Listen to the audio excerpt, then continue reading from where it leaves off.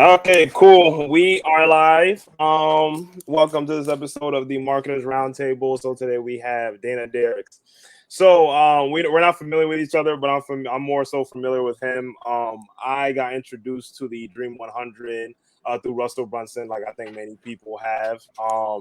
It took me from charging $150, $500, $1,000 for my services to upwards $5,000 to even $4,000 for my marketing services, all thanks to the Dream 100 strategy. I rave about it in all my programs. So I just wanted to get Dana on here to just kind of talk about how you guys can leverage that for your business.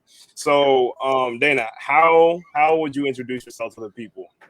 Well, first of all, thanks for having me. Of And course. super excited for you to have raised your prices and raised the value of what you do, and probably have better clients in the process. Is that fair? Yeah, exactly. Yeah. I guess the best way to describe me is I am a 13-year entrepreneur. Been in the internet marketing space for a long time. I've authored several books, and pretty much known as kind of the Dream 100 guy. I've taken a concept that originally was coined by a guy named Chet Holmes. And I've kind of taken that to the extreme. So I've written 3 books on the topic. I've created courses around it, and now we've launched a software for it. And so we're just we plant our flag in the ground as kind of the Dream 100 team over here. Yeah. It's cool that you didn't create the concept, but similar to how Russell didn't invent funnels, you popularized it. And obviously a lot of people have been helped through the process. So what exactly is the Dream 100 process for people who don't know? Yeah, so the Dream 100, and to give you a little example here, a guy named Russell Brunson, he wrote the foreword to my book, and there's a quote of him on the cover. It says that this is the foundation for our entire company. So we're talking $100 million company, ClickFunnels.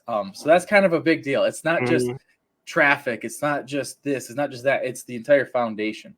Right. So really, if you're not familiar with what the Dream 100 is, the easiest way to describe that for you is it is getting intentional about the people and companies that you surround yourself with, the groups that you're in an a value centered value exchange with those people. So you're always constantly figuring out how you can exchange value with them so that you all can level up. So that's what the Dream 100 is. It's long-lasting relationships where you exchange value with people, and you just all level up in the process. Yeah, and I always just tell my students this. How I always tell my students, you can go from chasing clients to attracting clients to having a wait list of clients when you're able to leverage somebody else's authority. And so that's why I always talk about this Dream 100, because that's exactly what it allows you to do. So how did you end up Dream 100ing Russell Brunson? Oh, great question. So it started off way back when I was a college student, and I found myself broke. I went to go get a fast food meal after a night class, and my card got declined for like $6. So pretty rough. So the next day I literally went and got a credit card with a $500 spending limit, and I drove to Barnes and Noble, and I filled up a physical shopping cart with or get my hands on. So I filled up a whole shopping cart full of books, just in the business section. Didn't know what I was grabbing, but I just knew like this is my way out. I need to start learning from these people. Like the textbooks I'm reading from in college are not showing me how to make money. So starting that day, I basically I read the first book. It was terrible. It was like something on managing people. And I figured like that's not relevant. Tossed that one aside. Second book I read was a guy by Dan Kennedy. Amazing, changed my life. Third book I read was .com Secrets by Russell Brunson. Amazing, changed my life. And within 6 months, I was making 6 figures as a full-time college student because of those 2 books. So that's how I was introduced to Russell. I was an early adopter, one of his first ClickFunnels users. So I've been using his software forever. And then I started making more and more money following his lead, and then I joined his mastermind inner circle, was in that for several years, and just exchanged value, gave so much value as much as I could to his community, got so much value from him that it was just an awesome kind of Dream 100 relationship. We're still giving each other value. It's still going on to this day. And I just cherish that relationship. And that's kind of how it all started. Right. So what exactly were you selling to be making six figures? Info products? Like what were you selling? Services is where I started really doing well and taking off. So I sold copywriting services, and I went through that exact progression you talk about, where I was trying to get clients, and then I was having clients coming to me, and then I had a wait list of clients, and I just kept jacking my prices up to slow the demand. So yeah, that's what happened. Awesome. So when exactly did you like get connected with Russell Brunson? Because how you dream 100 today, dream 100 someone today with all the tools and social media is a lot different than maybe you might have done it in the past. So like what time period was that? Yeah, so that was like when I read that book, that was, man, like when it first was published, I don't even know, close to probably got to be close to 8 years ago, maybe more. And yeah, so I didn't have any contact with him outside of learning from him from his book. I inhaled his Marketing in Your Car podcast, which some of you might not even know is a thing. I highly recommend get your hands on that somehow. Yeah, I checked out some of those videos. Yeah. Right? Oh man. So I knew his stuff like the back of my hand. And I had implemented most of it. That by the time I actually talked to him for the first time, I had joined his mastermind. So I didn't even talk to him prior to that. I knew this. I've given this guy, for every $1 I give him, I get 5 back. Let's go all in on this. And so I joined his mastermind. Never done anything like that before. And the first time I actually talked to him was at his office at a live mastermind event, and I was so nervous, like so weird, man. Like, I don't know, like I played sports in college. I don't get fanboyish like that. You know what I mean? You have a mentor that you've like your life has been dedicated toward, and then you get to see them in person, and it's like, yeah. So it was a really cool moment. He's like the coolest guy, man. Good Mormon family man. Like, doesn't get much better than him. So yeah, that was awesome. I know he stays away from I think there's only like 3 industries he doesn't ever mess in, and it's like anything that's against like Mormonism. So now with the Dream 100, you bought your way in, right? That's just one of the strategies. So what are some other strategies people can use to get in front of the Dream 100? Yeah, so I mean, it's just the matter of speed. What I did with it, I didn't buy my way in right away. Definitely worked my way in, because I reading the book and then listening to the free podcast, like that anybody can do that, right? So you don't have to join the mastermind to be successful. Just a quicker way to get there. Right. So I'm sure you're more than familiar with working your way in, the other way to do it, and so I've done that a lot as well. So what I tell people is, if you don't have the funds to go directly to that person and buy an hour of their time or something like that, then start off by consuming all of their stuff. So a lot of people have free podcasts, a lot of people have free content on social media, a lot of people have books. Those are all things that are very affordable. It's just time. Okay, so set aside time to go through their stuff. And then even better, after you've gone through that stuff, so you've gotten a lot of value from them, you understand their work, then go into their communities and provide value to their communities. Okay, so if they've got a Facebook group or an audience, go in there and answer questions and help people. Like, there are so many people out there that are just going in there for the wrong reasons. They're poaching people and trying to spam or whatever else. And it's like, that's not the point of this. Like, that's not going to get you on stage at their event in a year, right? Go in there and provide real value with no strings attached, no questions asked. And they will notice you very quickly. So I'm doing that again. Like, I joined another mastermind for a SaaS product that we came out with, Dreamer Software, and I'm doing that exact thing. And within 2 weeks, I had provided so much value in that new community where I knew nobody, just by simply answering questions. The owner of the mastermind, who I'd never talked to before, sends me an email and says, "Hey, Dana, like, I really loved this answer you gave to one of our community members. Can I quote you in my new book?" And it's like, yeah, I don't mind. Like, I'll get some free exposure in your book. But it's like that. If you just give, like, it'll always come back. I don't know how or when, but it always will. Mhm. Yeah, I'm big on relationships because I mean what I predominantly do is I specialize in helping people attract clients with Facebook, all organic, and yeah, it's a lot of my clients will get business just from like engaging in these communities. Like they won't even set up the system I have for them from top to bottom. Just engaging in communities will have them getting inbound leads via messenger. So the communities are super powerful. So I read your book. Now I don't know anything about this software. Like what is the Dream 100 software? That I'm curious. So the idea for it was born several years ago. I was at the ClickFunnels office, and I was helping them out with a launch and hanging out with everybody. And I went into Dave Woodward's office, and at the time he was now the CEO, but at the time he was the head of affiliates. Right. And I looked in his office, and they've got this tech company, right? Like this isn't like old school. This is a tech company. They've got glass walls, like it's legit. And I look, and he's got a whole wall of sticky notes. And I'm like, Dave, what are those?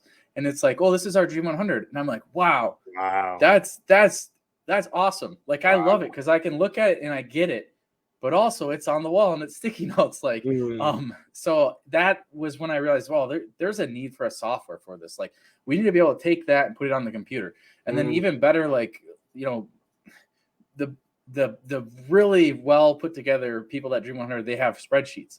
Well, what I came to realize is that a lot of times people struggle to Dream 100 just because they like it's not easy to organize it, and then it's hard to not have reminders, and it's hard to not know what to say to your Dream 100 and when to say it. And so that's why we created the software, because it solves all those problems. So it literally tells you, all right, this person needs this script on this date, and it tells you exactly what to send and when, and lets you do it really quickly in a few clicks, and all those things that you right now are spending more time on, more effort and energy. We've kind of solved that with that software.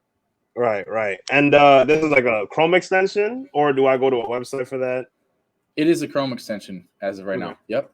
Okay. So what sort of problems are you running into building something like that? Because now it's like you're almost getting into the tech space. You're not just selling a digital product. Yeah. Well, I'll tell you, like, this is my first shot at a SaaS, so a software as a service. So it's a totally different thing. I've never sold anything like this. I've sold my services, obviously. I've sold coaching. I've sold consulting, masterminds, physical products, info products, you name it. I've sold pretty much everything else. And this is just way different than anything else. So it's a new undertaking. And I think one of the things that I always lean back on is where's a community I can join where people have already solved these problems that I'm facing or going to face. That's why I joined a SaaS mastermind, because I knew I've got a marketing background. I'm great at that. I built something really awesome that a lot of people will love. But like, what are the things I don't know? And that's where you join the community, you Dream 100, and that really makes it a lot better when you surround yourself with people that can help you. Right. So what are some mistakes people make when trying to Dream 100? Oh boy. Well, I think the biggest one, and I still run into this with people trying to Dream 100 me. The biggest one is putting a condition on whatever it is you're looking to do with that person. So what I mean by that is, when I say it's a value exchange, that doesn't mean, like, I've got, friends that we've talked in private, like someone will send them a gift in the mail, and then they'll expect them to promote them like to their audience. And it's like, you're kind of missing the point. Like, that's not that, you're putting a condition on it. And there's two reasons that's bad. Number one, you're going to become exhausted because people are going to not do what you want them to do, and you're going to become frustrated, and that's not going to be fun. So remove that condition. And the second thing is, it just kind of cheapens the whole thing, because the person should actually want to promote you and ask you, hey, how can I help you? Can I promote you? Or, like, what do you have that I can help you with? And it's like, oh, well, I have got something. If you were able to promote it, that'd be awesome. Like, that's how it should go. It shouldn't be like this, like, oh, I got you because I sent you this, you owe me that. And so some people, unfortunately, don't see that bigger picture. Some other mistakes I think are on the flip side is like being scared to ask. So what I like an analogy, it's like closed mouths don't get fed. But exactly. Yeah. Right, Yeah. right. And it's like, all right, do I have like, and this is like the rule of thumb that I use, because everyone's like, I'm scared to ask. I don't know if I should ask or not. And it's like, okay, this is a level of confidence you need to get before you ask, that you expect as far as their response. Like, if you don't get on a knee and ask someone to marry you unless you expect them to say yes, right? So I want that level of certainty that they're going to say yes before you Right. ask. Right, So if you don't feel that already, you do some more, dating with them before you ask them to marry you. So that to me, those are the two kind of extremes. What I see a lot on both sides: either they ask and expect too much without building up enough value first, or they simply have the value built and everything like that, but they just are scared to death to ask because they don't want to be told no. So you got to meet those two in the middle. Right. So all right, you have a 2 comma club plaque, right? I think I saw it somewhere. I got a few. Okay. Over there. Right. So now you have a few. Now let's say you were to just lose it all. What exactly would you do to build your business back up? Okay, so do I still have my skills though? Yeah, you still have your skills and your knowledge, yeah. Okay, but I don't have any connections, correct? Right. You don't have any connections, no team, just ground up, I guess. Perfect. All right. This is what I would do, as simple as I can put it. I would like decide which service I want to be like providing. So I'd sell a service that to me is the easiest thing to sell, and it's very high profit margin. It's just your time is the only thing. So I would decide I'm going to do copywriting, and then I would pick a niche that I would do the copywriting for. So let's say I would do webinar copywriting for webinar funnels. Okay. So I'm now like planting my flag as I'm doing copywriting in this niche. That's my thing. I would then create a Dream 100 list of like 100, like the top 100 like best webinars in the space or something like that, or just 100 people in that do webinars well, and even include agencies in that build webinars. Not so much them, because they've got less margin than, if you were to land a client that runs their webinar themselves. But I would then reach out to those 100, and I would literally offer to do their next webinar funnel for free, all the copy for it, 100% free.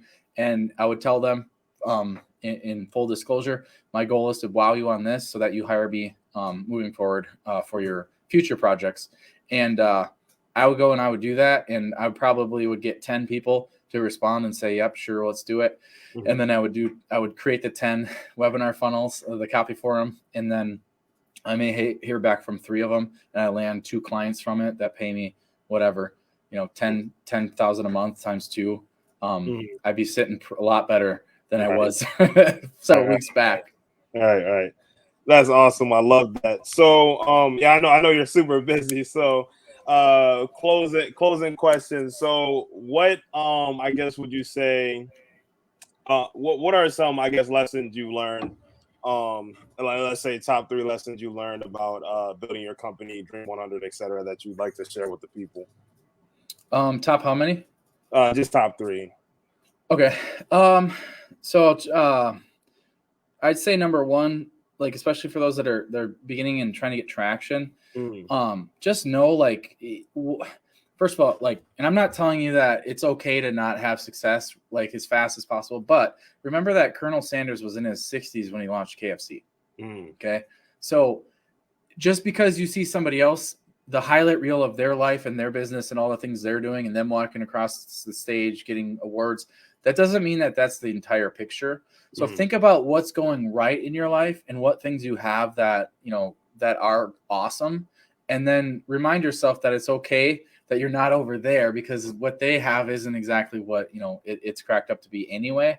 Right. So just give yourself a little more grace and a little more just patience to get there. And if you keep going every day, you're going to get there. And then another thing I would say to those that are in the midst of building it and growing it. So let's say you're going from 5 to 6 figures or whatever and beyond.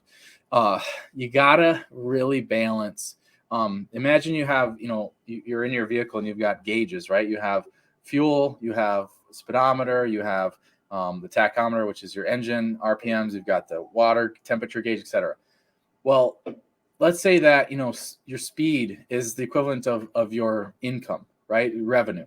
So you want that as high as possible, right? Mm-hmm. Well, pretty soon what happens when we focus just on that gauge, you look over and we're out of gas, right? Like we're out of fuel. Or we look over and we've been pushing the gas so hard, we are overheating and our temperature gauge is going crazy. So what I see happening is sometimes those other gauges get ignored. And what that means is, like, your family is a gauge, your health is a gauge, your mental health is a gauge, your your friendships and relationships are a gauge. So make sure that all those gauges are still there. You can maybe have one bigger than the others, but you got to always have them there and be looking around at them, because it's never worth it to sacrifice any of those things for wealth, which a lot of people do, unfortunately. And then the final thing is for those that are growing from 7 figures and beyond, which myself is in that boat. It really is about your lifestyle at that point. So I've got friends that are on pace to become billionaires very soon. Wow. And good friends. Yeah. And then I have friends that they work when they want, if at all. They're spending most of their time with their kids, and they have a great salary. Their companies run without them. So both lives are great. It's really what you want. So at the end of the day, what I've come to realize is I used to think I wanted to become a billionaire. And I couldn't really articulate why. And that made me realize, well, maybe you shouldn't be one, because their lives are not that great. Look how many of them are getting divorced and all that stuff, even recently. And so what I would tell you is you dictate what you want your life to look like. And then you make your company serve you. Right. So if that means you have to step aside a little bit and get someone else to go in there and manage the day to day, that's great. And that means that you make $500,000 for a salary. Your company does, $1.5 million, but you're not a billionaire. That's okay if that makes you happy. So at the end of the day, my point is, I guess, chase the dream that you want, as opposed to the dream that, I guess, society or whomever else that puts pressure on us to try and achieve. Wow, I love that. In 22 minutes, I done got so much wisdom. I'm definitely gonna watch this interview back. I know the audience learned a ton. Yeah, I'm just so appreciative for this book. What I'm gonna do is I'm actually gonna have a link. I just signed up to be an affiliate, so I'm gonna have a link for you guys to check out.